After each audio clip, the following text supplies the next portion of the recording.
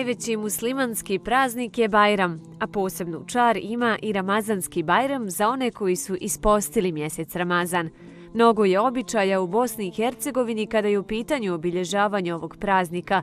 Neki su se mijenjali kroz godine, a neki su se zadržali do danas, zahvaljujući onima koji su tradiciju prenosili sa koljena na koljeno unutar svoje porodice. And made us better creatures. Oh Allah, we've shamed ourselves, we've strayed from al-mu'allim. Nije velika razlika u Bajramima nekad i sad. Možda prije jedno 20 godina je bilo neke razlike. Danas se to već krenulo, narod je naučio da slavi Bajram, da dočekuje Bajram. Tako da inače tradicija Bajrama je od jutarnjeg ustajanja.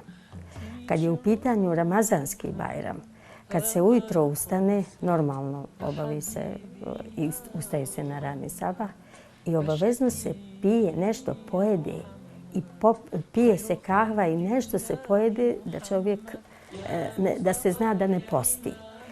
I u mojoj porodici, nas smo bili 4 kćerke, imali smo oca, ispraćali smo ga na Bajram namaz. Kad se je vraćao sa Bajram namaza, poredamo se i onda su bile čestitke. To se znalo kako se čestitalo. Dok smo bili mali, čestitalo se čak poljucem u ruku. To je takva bila nekakva tradicija, međutim to je kasnije prestalo. Onda kao porodica svi sjednemo, popijemo kahu, nešto pojedemo i onda se ide po Bajramu. Muškarci po Bajramu, a žene su kod kuće. To se znalo, bilo je sramota da žena ide po Bajramu. I to ne kaže se da ide na Bajram, nego po Bajramu. I djeca su mogle da idu. Međutim, žene su sjedle kod kuće i dočekivale.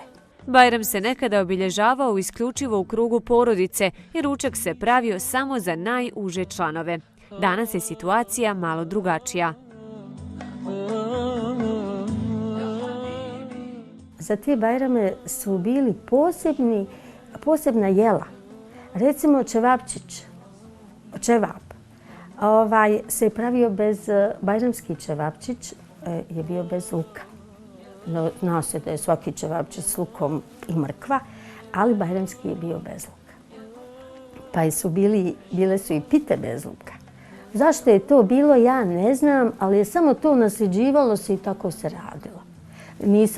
Danas se tek pitam, jer nisam se nekad unosila u to.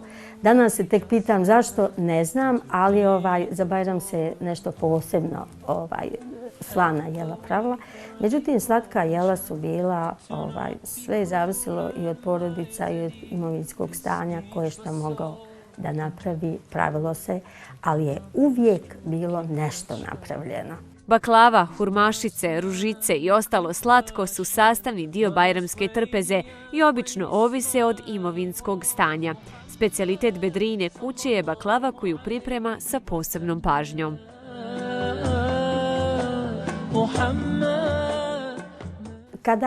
Kad se pravi svadbe, kad se mevludi prave, kad se velika veselja prave, onda se to pravi nekoliko dana.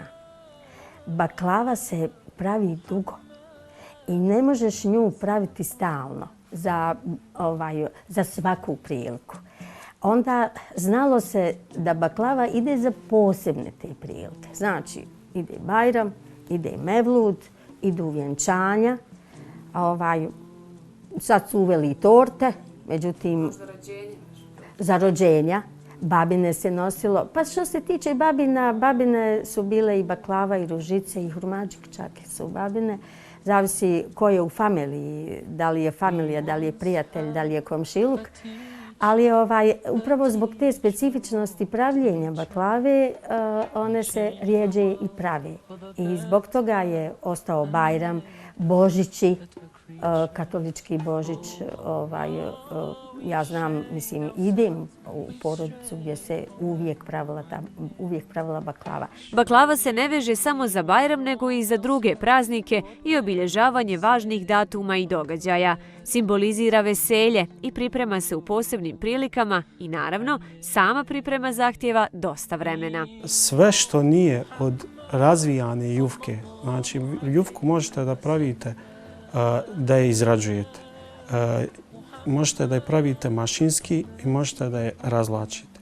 Međutim, te jufke su neupotrebljive za baklavu i ne mogu se one koristiti za baklavu.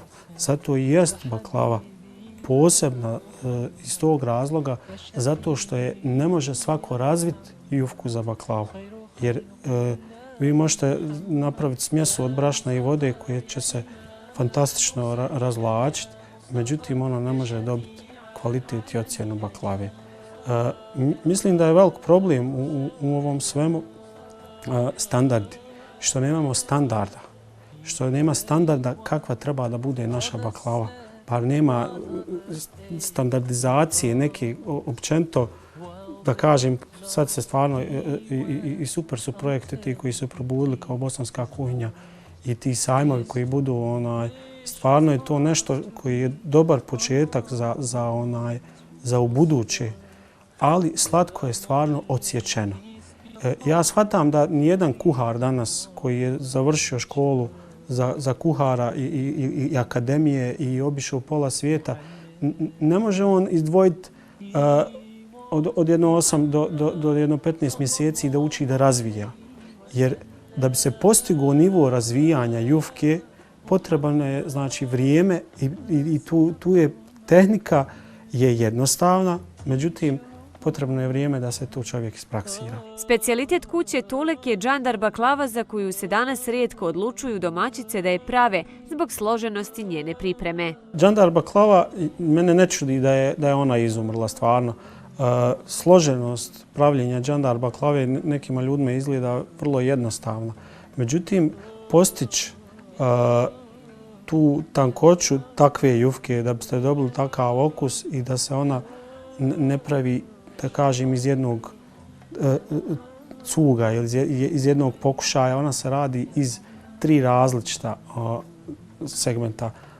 Prvo se razvija, pa se suši na jednom mjestu, pa se suši na drugom mjestu. Pa tek poslije toga vi možete tu baklavu da pečete i filujete. Zaista mi nije čudno da je ta baklava zapostavljena zato što situacija je danas da svi imamo jako malo vremena i da nam je potrebno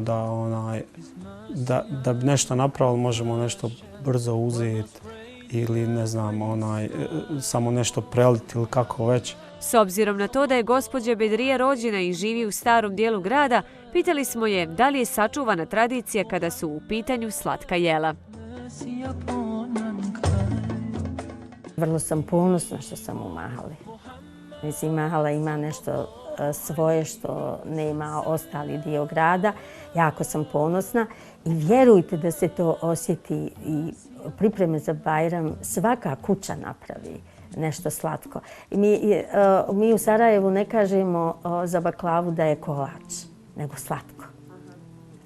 Takav nam je običaj. Tako da svaka kuća napravi, a danas je malo bolja situacija i danas svaka kuća otprilike napravi baklavu. Samo je to, žene nemaju vremena pa kupe jufku, ali eto ona opet na nekakav način djeluje baklavom nego ove ostale baklave koje se nude. Porodica Tulek je svoj mali biznis pokrenula sa ciljem da sačuva tradiciju, ali i da na trpezu svih Bosanaca i Hercegovaca donese jedinstvenu i ručno pravljenu baklavu sa najkvalitetnijim sastojcima. We've shamed ourselves, we've strayed from